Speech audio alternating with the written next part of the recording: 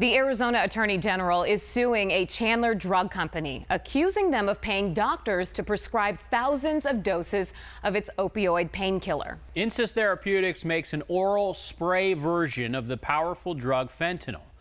Team 12's William Pitts has more on the allegations and the company's response.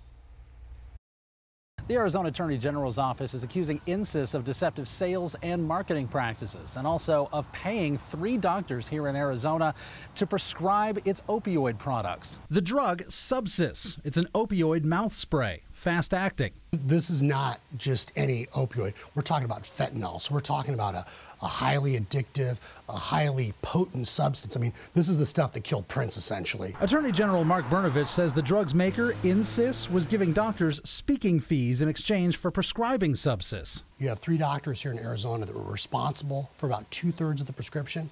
They were averaging more than 1,000 scripts of this a year, versus the rest of the doctors in Arizona, where they average about 14. Far out of the ordinary, even for doctors who generally use opioid pain relievers in their practice. David Kroll is a pharmacologist and science writer. He claims there are issues with Subsys because an oral spray lets you dose yourself whenever you want. The fine line really comes in here as to whether the company is truly behaving in an unlawful manner, or whether they are simply doing what other companies do. The Department of Justice and other states claim Insys is not doing what other companies do. 6 former Insys executives were charged criminally in Massachusetts. The indictment accused Insys of lying to insurance companies to get drugs approved.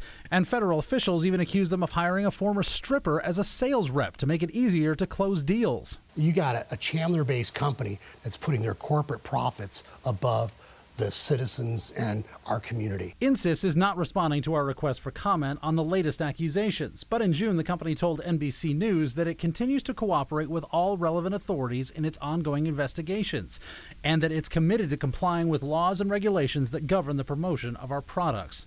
In Chandler, William Pitts, 12 News.